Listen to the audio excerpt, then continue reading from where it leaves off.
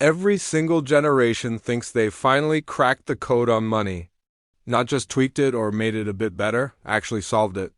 They speak with absolute certainty, armed with data, fancy terminology, and breakthrough ideas that claim to eliminate risk, stabilize the economy, and transform chaos into something predictable, something we can measure, something refined. And every single time, history just sits back and watches. Because underneath all those shiny new instruments, the brilliant algorithms and lightning-fast trading platforms, there's one thing that never budges: how people actually behave. And people are surprisingly committed to their delusions. This time it's different. These four little words have caused more economic catastrophes than any mathematical error ever could. They've echoed through Dutch trading houses in the 1600s, American banking halls during the Roaring '20s, tech offices in Silicon Valley at the turn of the millennium, and from the mouths of policymakers who have impressive credentials but questionable wisdom. Every single time, they genuinely believed it.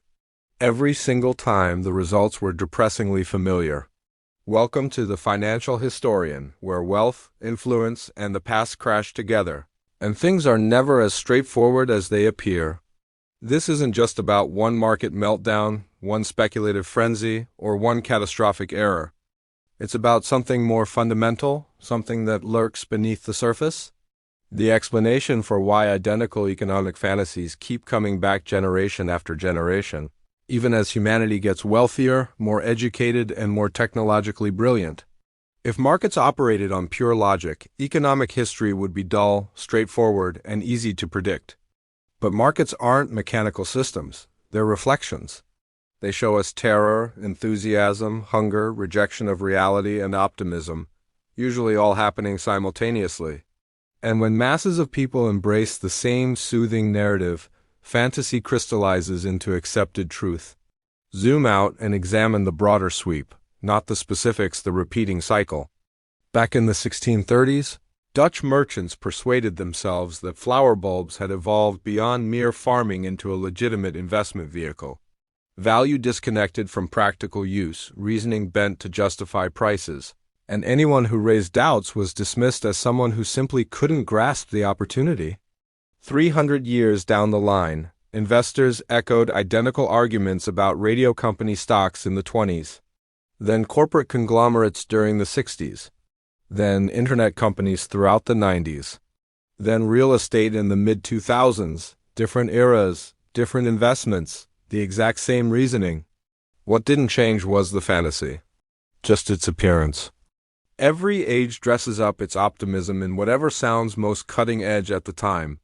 In one period, it's shipping lanes and colonial expansion. In another, it's manufacturing efficiency. Down the road, it's financial wizardry. Right now, it's artificial intelligence, market depth, and revolutionary models. The level of sophistication increases. The fundamental weakness stays put. Because fantasies don't endure by being obviously ridiculous. They endure by serving an emotional need. One of humanity's oldest self-deceptions is believing in endless expansion. The notion that advancement, once reached, becomes an unstoppable force of nature, that the future will always exceed the present. Not through hard work or careful planning, but simply because that's how things operate now. Empires embraced it. Businesses embraced it. National governments embraced it. Regular families still do. Expansion stops being an achievement and becomes an expectation. And once expansion is taken for granted, anything threatening it seems fleeting, unusual, or solvable with the proper intervention. Economic slowdowns get labeled as technical difficulties. Market drops as emotional overreactions. Fundamental constraints as backward thinking, until one choice transforms everything. When expansion stumbles, societies rarely challenge the underlying assumption. They challenge whatever's blocking it. So systems get stretched, borrowing increases, restrictions ease, danger gets kicked down the road. Suffering gets delayed, not avoided. The fantasy persists for a while longer anyway. And this is where fantasy becomes embedded in structure. As monetary systems become more intricate, another conviction silently takes root. That intricacy means security. That breaking down danger, calculating it, protecting against it, and spreading it around somehow eliminates it entirely. In truth, intricacy doesn't eliminate danger. It just moves it around, it conceals it, it postpones when it becomes visible. When nobody completely grasps the system anymore, worry disappears. And when worry disappears, prudence follows. If intricacy prevented disasters, the most advanced financial architectures in human history wouldn't keep spectacularly imploding. But intricacy serves a different purpose. It creates separation between action and outcome. It lets accountability evaporate into bureaucracy. It makes breakdown seem like a technical glitch rather than a human failure. And crucially, it generates the fantasy that somebody, somewhere, has everything under control. That conviction might be the most potent economic tranquilizer ever created. Central authorities, oversight bodies, established institutions?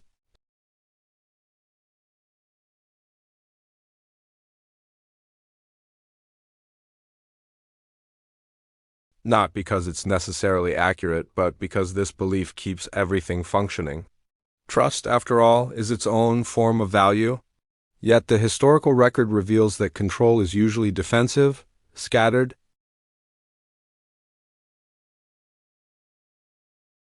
Choices get made under enormous stress, with partial information, and with political fallout shadowing every decision. The illusion of control purchases time. It doesn't ensure success. Meanwhile, the bills don't disappear, they relocate. Borrowing lets society spend tomorrow's prosperity right now. Rising prices let governments quietly shrink their commitments. Emergency rescues let damage be absorbed by the entire system instead of specific parties. At least that's the sales pitch. Each tool reinforces another fantasy. That suffering can be controlled without being experienced. That outcomes can be delayed forever, that someone else will bear the burden.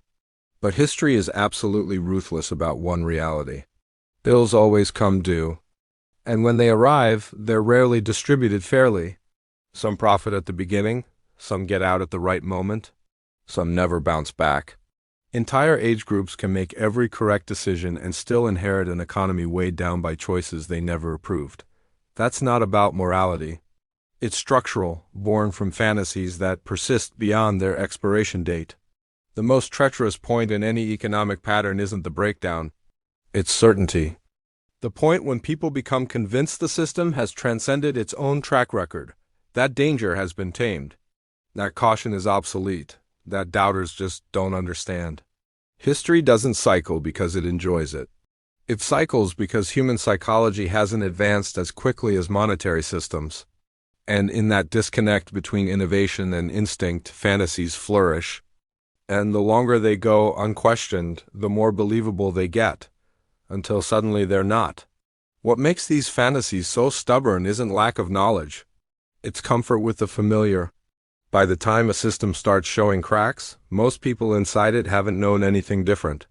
The regulations feel normal, the motivations feel fixed, the framework feels unavoidable. Challenging it sounds less like intelligence and more like rebellion. And so, every generation absorbs the incorrect takeaway from the previous disaster. After breakdown, societies vowed discipline. They established protections. They draft regulations comprehensive enough to convince themselves that the catastrophe won't recur, but memories fade quicker than institutions crumble. Gradually, the protections get recast as barriers. The regulations become burdensome.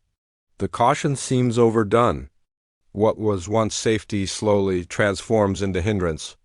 Meanwhile, fresh participants join the system. They didn't experience the earlier breakdown. They didn't know the panic. They inherit the benefits, not the trauma. To them, the warnings feel theoretical, like ancient tales from a primitive era. And that's how fantasy quietly reclaims territory. This is why economic patterns don't need mass foolishness.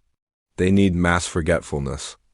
The human brain isn't designed to track extended theoretical timelines of danger. It reacts to what's tangible, current, and continuously validated.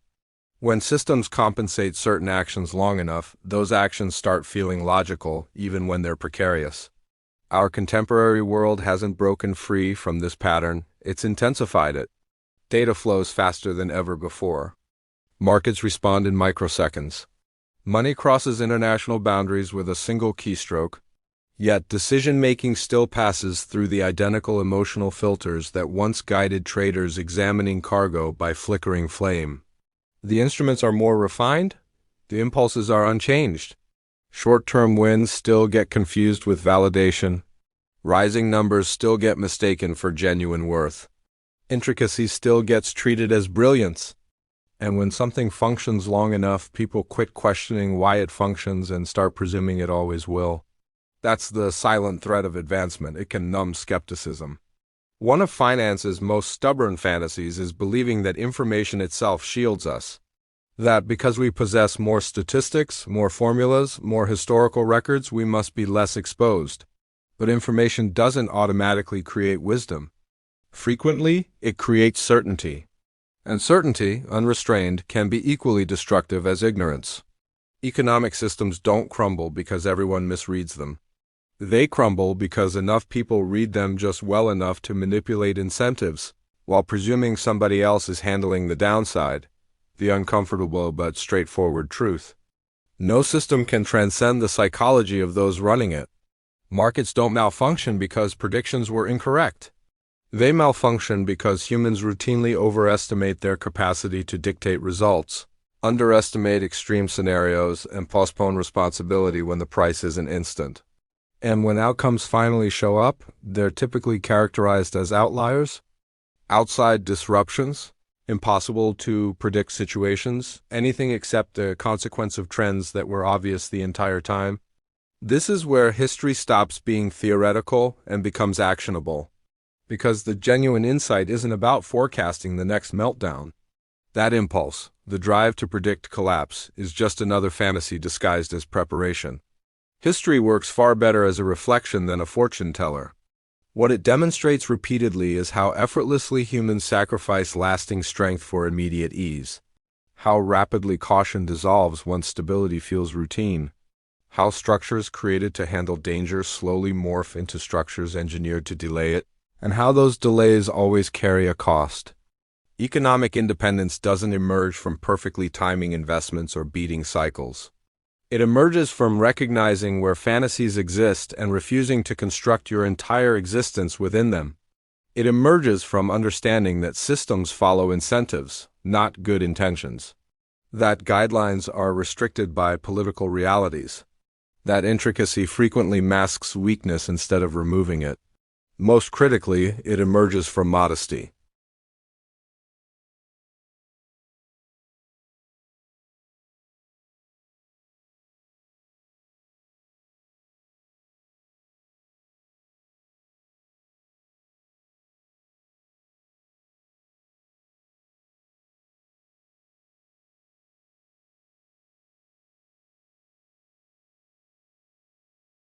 The people who hurt most aren't those who never bought into the fantasy. They're the ones who believed it had permanently vanished. As this year wraps up, that might be the most critical insight of all. Not panic, not negativity, just mental clarity.